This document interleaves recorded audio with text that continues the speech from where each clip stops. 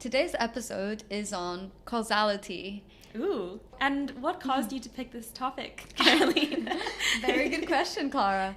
I actually came across an article on Eon and I found it really intriguing. It's called Suffused with Causality by Mariel Godu, and she takes an interesting philosophical perspective on it, but I also want to touch a little bit on the scientific hypotheses.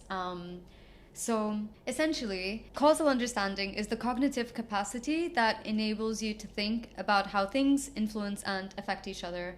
And as humans, we are constantly inducing and interacting with causality without even knowing. Like, it's just part of our day-to-day life. Like, we're making, doing, generating, producing. And she makes this argument that humans have a way of perceiving causality in a way that animals and other organisms don't, and that it makes us unique in that sense. We are able to have a mind-independent world out there where we can understand that essentially like a third person or object can cause things to occur, and not just from an egocentric perspective where if I push this, that will cause something to happen. So do you think other animals don't have an egocentric perspective, or they only have an egocentric perspective? Mariel makes the point that animals only have an egocentric perspective. I don't... Interesting. That's very... Yeah. I feel like that's a very anthropocentric view. I agree. I have a different perspective, which I will get into. But she makes an interesting point in the sense that, you know, for us, it's impossible to see things like words written on a paper as just words written on a paper. Like, we instinctively read things and look for meaning. Exactly. Yeah. Which is cool because that's true. I think we have embedded a lot of meaning in day-to-day actions, like unlocking a door. We don't dissociate like objects from each other in that sense. Like, actions are fluid. Like, you don't think pick up a key, put it in the lock, turn it, door open. Like, we just think unlocking a door, right? So we don't even think that that's a causal thing that you're making happen. Right, which highlights that how you define causality lies in how you define cause and effect. Yeah. And often we define those, at least the effect, as an event. Mm-hmm. And how do you define an event?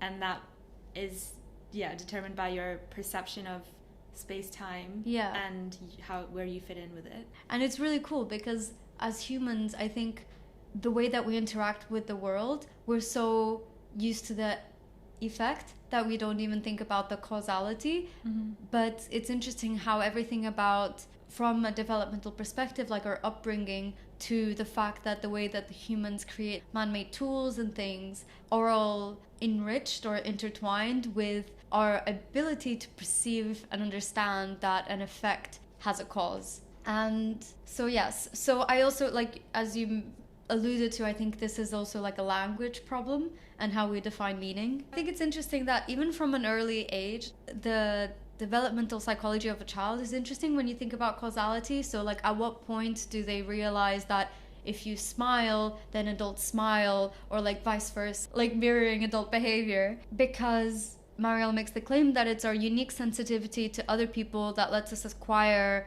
a special causal understanding. So I think this comes from mirror neurons, and I also think it affects how we are able to form relationships in society. So I think it's cool that, you know, we often as scientists think about causality from a very scientific perspective, but we don't think as much about how it has led society to be shaped in the way that it is, in that we're interconnected. Exactly. Yeah. And like, our actions have outcomes, and that causally affect someone else and someone else's society or culture, etc. Mm-hmm.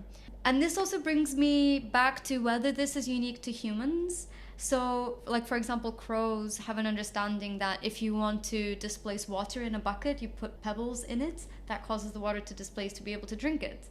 I think that's a really cool way to, I guess, have a more like third-person perspective.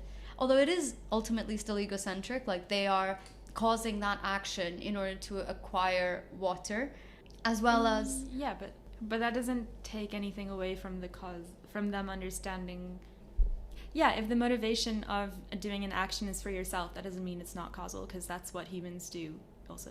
Yeah. Although I guess the difference is if we see something, like if we see a tree falling due to there having been a storm, we're able to connect the two things together, whereas animals may not be able to follow that link unless it relates to them egocentrically. Right. Okay. Yeah. Although I still feel like, for example, if you think about orangutans and how they have social hierarchies, that involves a lot of third-person moving parts. Yeah, but also like a bird looking after its offspring. Mm-hmm. Like, yes, an offspring may be an extension of their self, but if they, I don't know, did something to protect their offspring because they knew that if they didn't do that, then it would lead to their offspring dying, then that's technically not egocentric, but it is understanding causality. Yeah, I guess it's difficult to be able to tease this apart scientifically, but essentially whether animals can grasp causality if it's not them taking an action. So whether, right. Yeah. Like observationally. Exactly. Yeah. Okay. Mm-hmm. Yeah, interesting. But we are just assuming that they can't. Like, it's just because we don't have a way to test that. Yeah, I agree. So Mariel then asks, what happens if you suspend the causal necessity of our interactions? Like, what remains? And it's just the experience of doing things without associating with them any causality, which is what she suggests is like the animal experience. Like the outcome is all that matters, but not... No, the action is all that matters. Oh, the outcome action doesn't necessarily matter, or like you don't tie the two things together, the cause and effect. It's more about just the experience of doing things, which I think from my perspective, it's quite mindful in a way. Mm-hmm. Because as humans, we're always thinking about, I think, like the cause and the effect and the effect after that, and, you know, all of the what ifs. Yeah, I see what you mean. Yeah. That's a very, like, absurdist view, to be honest. It's kind of like, oh yeah, us humans, like, try to find meaning in everything, and we're always analyzing what causes what, but actually none of it matters, because if we strip it back, it's just the action. Yeah. I kind of wanted to probe at what causality actually is, though. Yeah, okay. To strip it back even further. Yeah. In terms of, when you really think about it, it's hard to understand if causality actually exists, or if it's sort of a artifact of humans trying to find meaning in things and trying to understand the world, essentially. And I really like this quote by David Hume from his A Treatise of Human Nature. Hume says, "We remember to have seen that species of object we call a flame, and to have felt that species of sensation we call heat. We likewise call to mind their constant conjunction in all past instances," like they happen together frequently. "Without any farther ceremony, we call the one cause and the other effect." And I think this just really highlights that causality, as we define it, is just observing that two things co-occur. But Hume also goes further to establish multiple rules for causal inference. And these don't only include the cause and effect being close together in space and time, but also that the cause must precede the effect in time. There has to be a constant and reliable union between the two. The same cause under similar circumstances will always produce the same effect. If there is a different object producing the same effect, then it's the same cause. That is a property of these different objects. And more, but those are the main ones.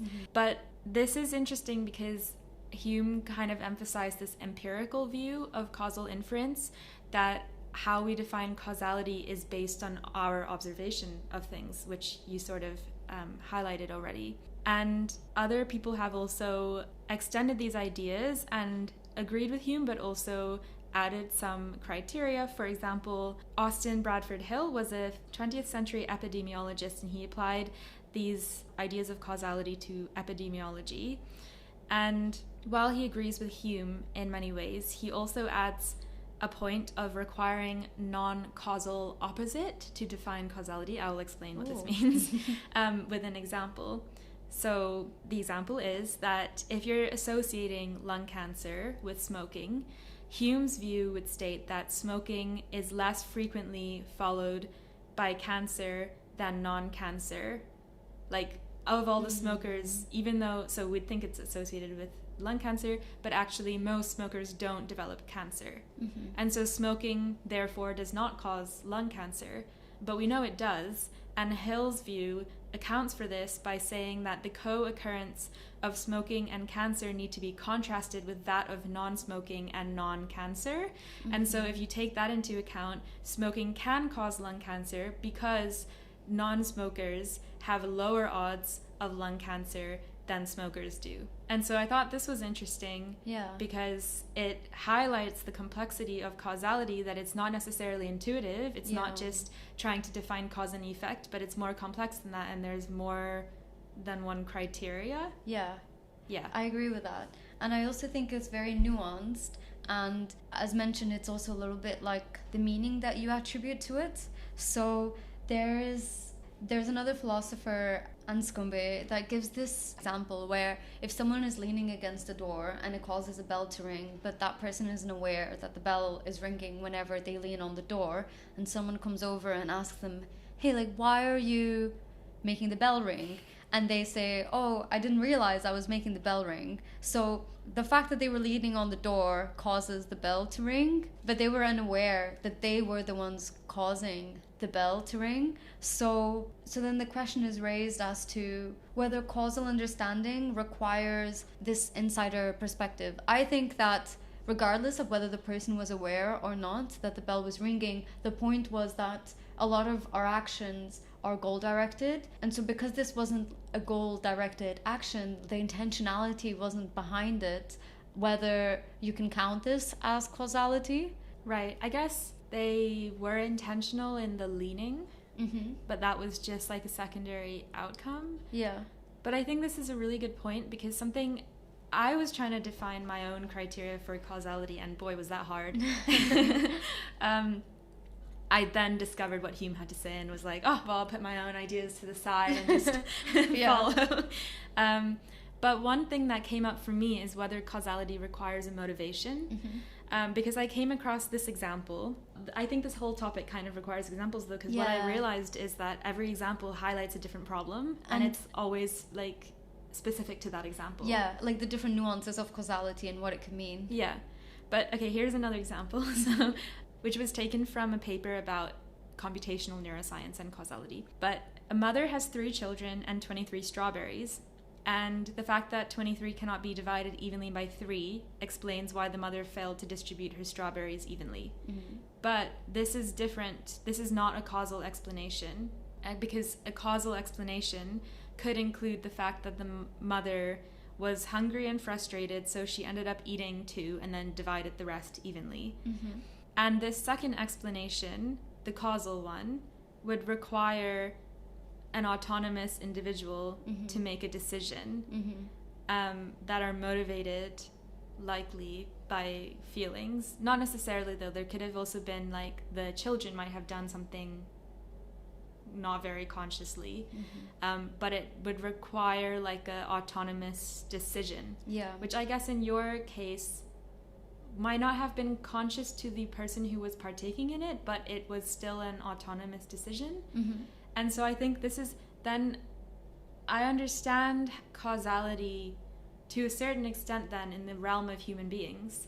But if you then try to apply this to biological mechanisms and understand, which I'm sure we'll get into, but does an ion channel pump something for a postsynaptic potential to occur, then we can't understand that, because we're just limited by the fact that we can't attribute like autonomy. Yeah, that's a really good point.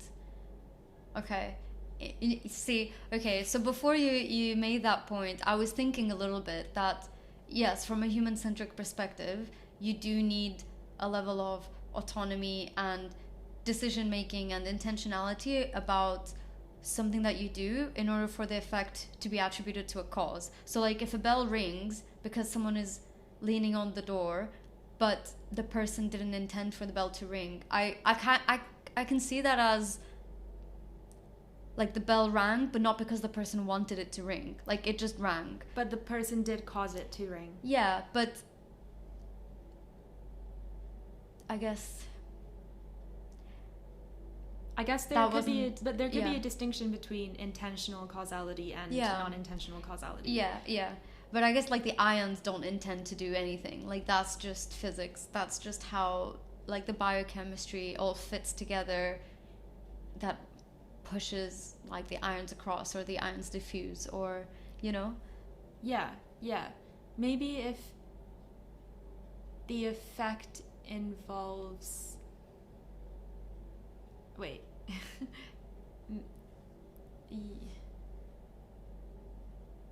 No, actually that doesn't make sense. Yeah, maybe if the cause and the effect both... Nope, that doesn't make sense.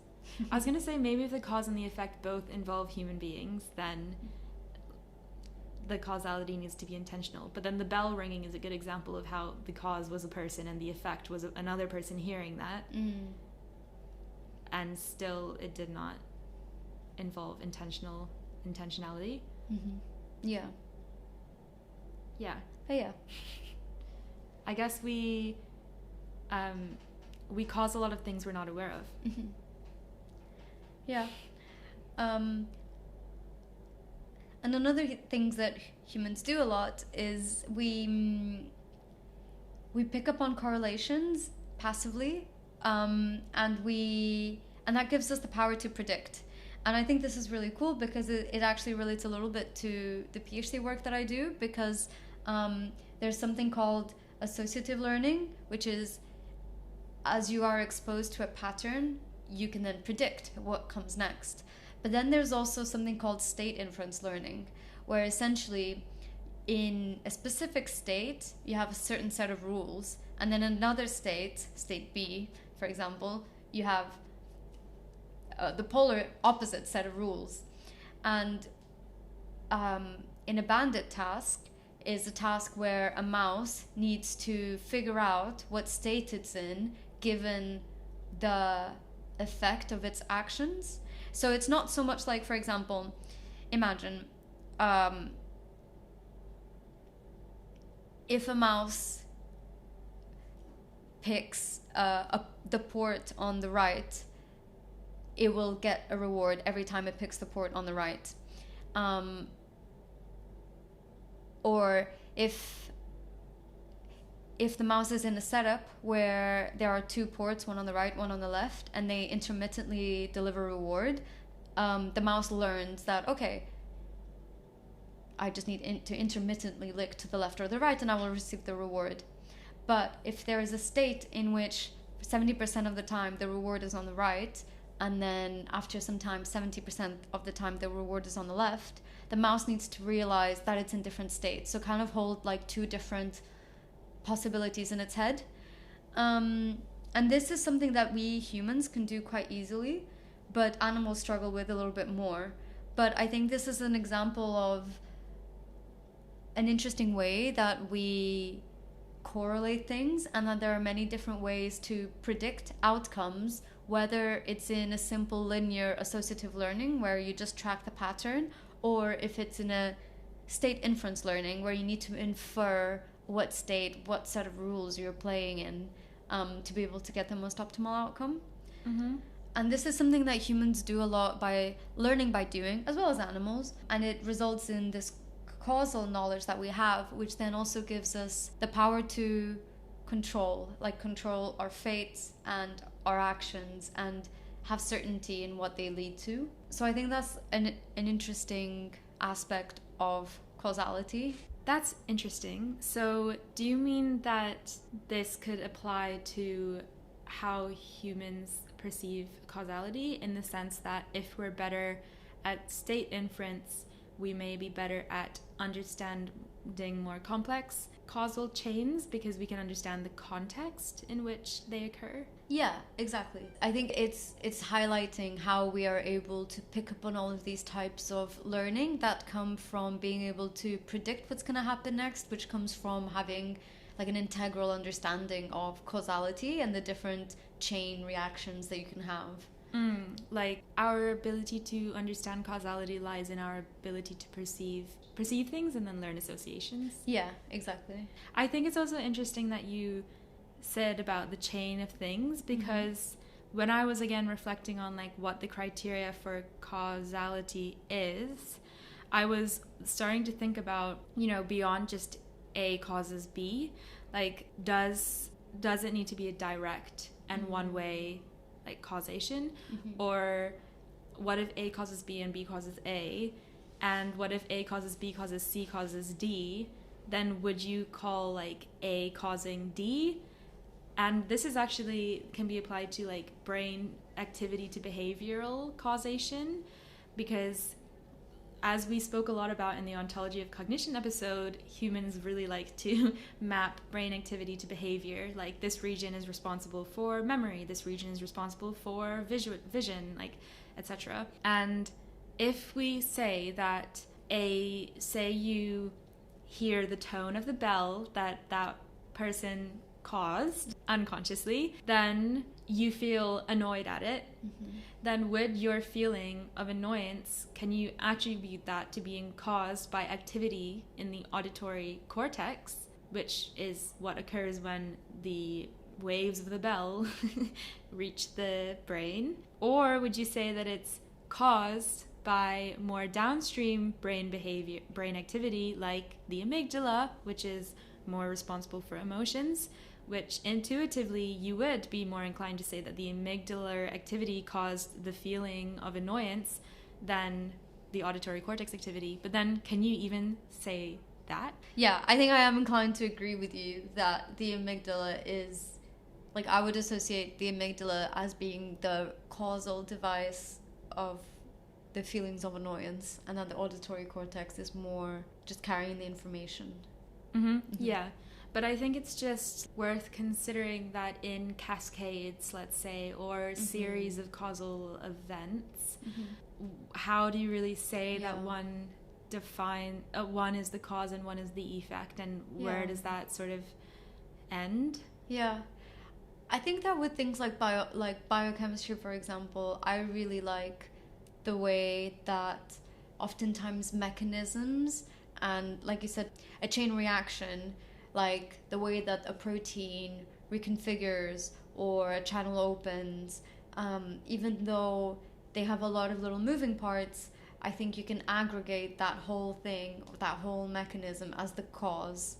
And I think that depending on what field you are in, whether it's psychology, sociology, etc., you can have wider scales of things that you can associate to be a cause. And I think as you go, like in physics and biochemistry, it gets smaller and smaller. This is another really good point, because first of all, maybe it doesn't matter too much, because you can have multiple causes and effects. Like you can say the cause is the sound of the bell and the effect is the cochlear like vibrations or whatever happens in the ear, and then you can say that is the cause and the effect is thalamic activity, and you can say that is the cause and then that effect is like cortical activity, etc. So maybe it doesn't matter too much, but also to do with scales, of course, that we have to talk about when it comes to neuroscience. Something like a thought that I kept coming up with when I was reflecting on this topic is that when you're searching for like a causal explanation, it's very easy to just try to zoom in and try to go at the smaller scale, and particularly in neuroscience, which I kind of wanted to talk about this and how mechanism is related to causality but not directly, but it is very highly emphasized in neuroscience. Like people want to know the mechanism. What is a mechanism? Well, that is not really well defined. That can be across many scales. It can be an ionic mechanism, synaptic, neurotransmitter mechanism, circuit-wide, systems-wide. You know, when do you stop like zooming in? And so I see a lot of papers that essentially like just try to get a mechanism of a phenomenon, and that's great. You have a great story, very well put together for publishing, but that does not end there, because in reality, like there are so many interacting mechanisms, and your ability to isolate one is useful, which in my opinion is what understanding a mechanism is for. It's that if you know a mechanism, then you have an avenue to interrogate it, to also potentially use it as a clinical target for some drug or something if you want to manipulate an outcome. But yeah, like how refined does a mechanistic explanation need to be? Because say you understand that brain activity in area whatever causes reward motivation seeking behavior, but like do you then need to know how? Like, do you need to know the whole circuit? If that can even be defined. Do you need to know the specific neurons involved? Do you need to know the neurotransmitter involved? Do you need to know the type of action potential firing or the type of subthreshold activity that led to this outcome? You know, like where do you stop? Yeah, I guess that's why we have so many knockout techniques, right? Like knockout genes, block certain receptors, etc. I think that's because we tend to stop at the level of proteins or genes. Mm-hmm. So once we've like understood a gene that's involved, then yeah, we can target it and then prove that it's having an effect. But is that sufficient to show causality? I would argue that it's not, because it's a very different question if not having a gene at all leads to a different, say, behavioral outcome, or modulating the gene leads to a different behavioral outcome. Yeah. Or like maybe downstream, if this gene is responsible for some mechanism, if you target one specific part of that cascade of biological reactions, that maybe leads to a different outcome. And so like, can you really say that that gene is a mechanism? I think it's a bit too much of a blanket approach, which is where then things like optogenetics and chemogenetics come in, where you can, yes, modulate, but also target specific cell populations or single cells, etc. So I think that is a more comprehensive way, because you can't expect to just shut down one specific protein in all neurons and not expect it to have an effect. Like, of course it's going to have an effect, whether it's specific to the behavioral, for example, phenomenon that you're trying to investigate. I think there's way too many confounds. So you need to be, if you have a hypothesis that you think this population affects this behavior, then you need to target that population. If you think it's a synaptic event, then you need to target the synapse. I can see what you're saying though, in terms that it still doesn't solve the problem of scales, but I think we've gotten better in science at realizing that, like, okay, knocking down this protein in all the cells or this gene in all the cells is not the best approach. How can we be modular about it? Mm-hmm. Or like it tells you something, but like what precisely can it tell you? Mm-hmm. Yeah, and another thing though related to causality is like you might think that showing a mechanism gives you the ability to explain that something is causally associated with something else, but I think that mechanism and causality are not actually directly linked, because you can understand one without the other. So for example, I was reading one review about the causality gap in human brain imaging and functional imaging, and the causality gap refers to like the missing logical link between correlation and causation. So you might see a correlation consistently but not be able to define it as being causation. And it was saying how like early on people mapped the brain based on lesion studies or stimulation studies, where, you know, if there happened to be a case study of somebody losing a part of their brain, what is the effect of this? And like stimulation using intracranial EEG or other means in patients that were going to have brain surgery to directly see if stimulating activity leads to specific outcomes in a conscious individual, which is obviously like a window into the brain that is like very unique and not happening often. Mm-hmm. And so those methods have their limitations, especially lesion studies. There could be so many downstream effects and like plasticity mechanisms coming into play. But ultimately, they are pretty good at giving us a causal understanding of brain to behavior or brain to function, neurological function. And then in the later 20th century, functional neuroimaging like fMRI and EEG kind of took over. But these are mainly correlative tools, right? So we like see a human doing a task and then correlate it to the activity and where this occurs. And thus the field kind of moved further away from causal inference. And so they suggested that we should be using larger data sets to compare the effects of multiple lesions and stimulation sites, since these tend to be case studies, and use that to determine a probabilistic causality, so whether an event modifies the probability of having a specific outcome. This led me to reflect on a paper that I had read pretty thoroughly because I was teaching it in like a journal club, and it's about visual hallucinations.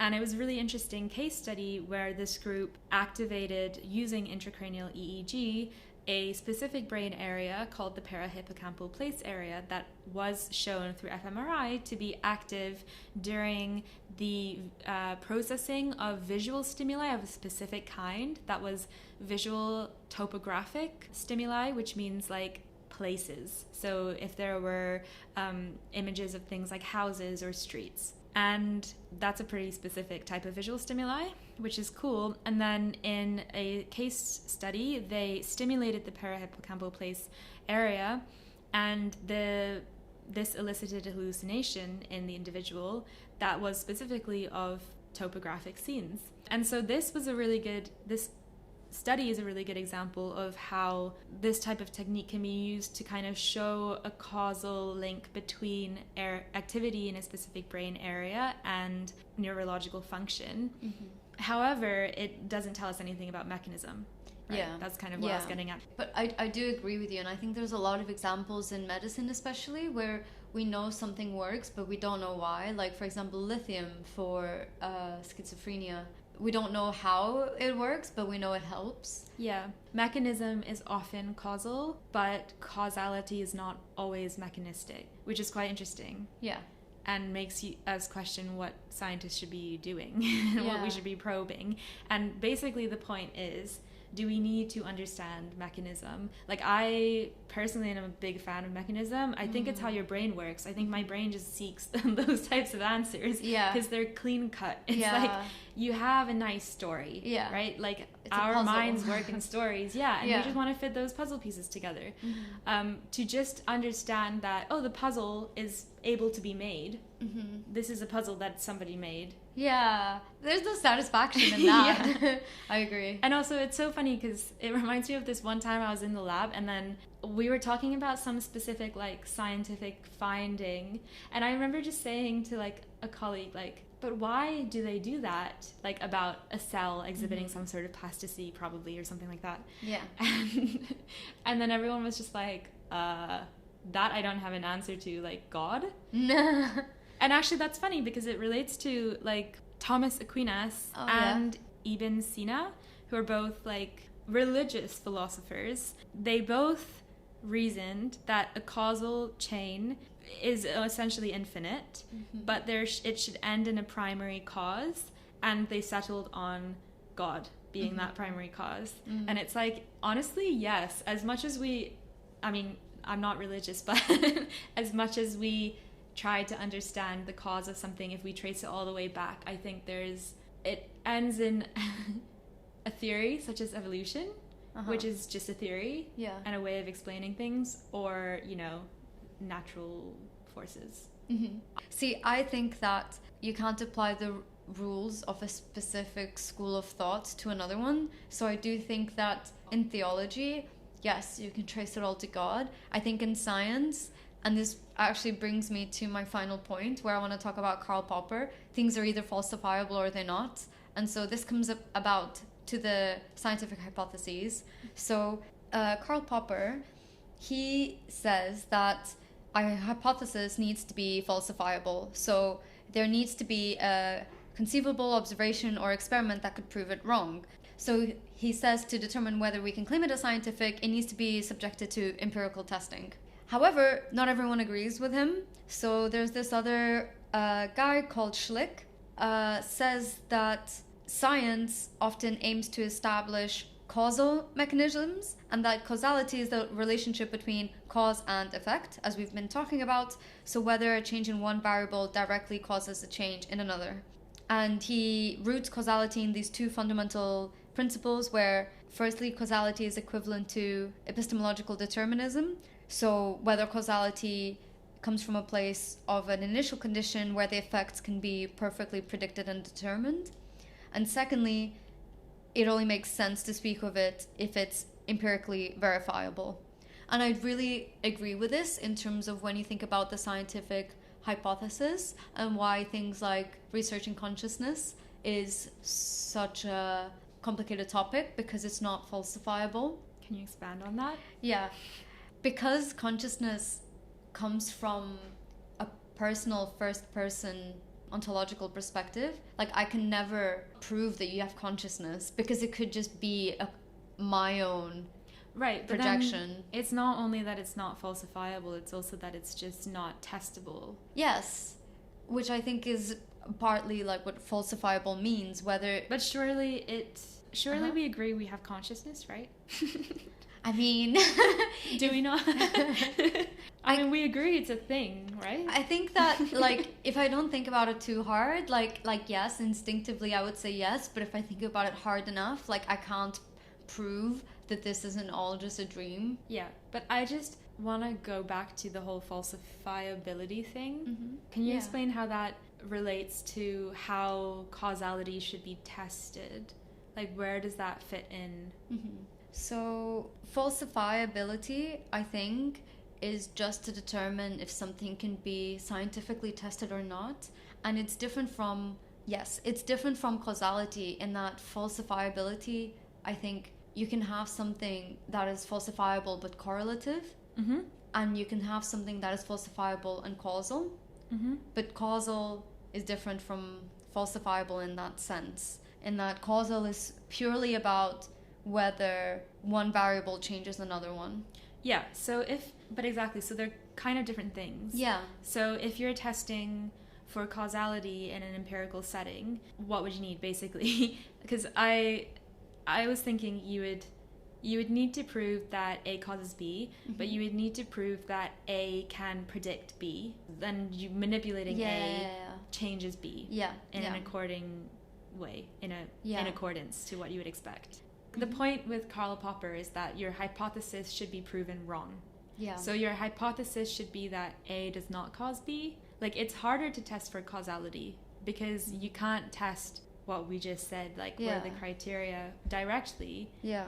Yeah, you're right in that it's more challenging, that you need to like prove the hypothesis wrong, essentially. But whether you can even prove it's wrong in the first place, I think is the point of it. So you can't prove that there isn't consciousness, but you also can't prove that there is. To make things real, an example of falsifiability would be if you had a hypothesis that said all swans are white.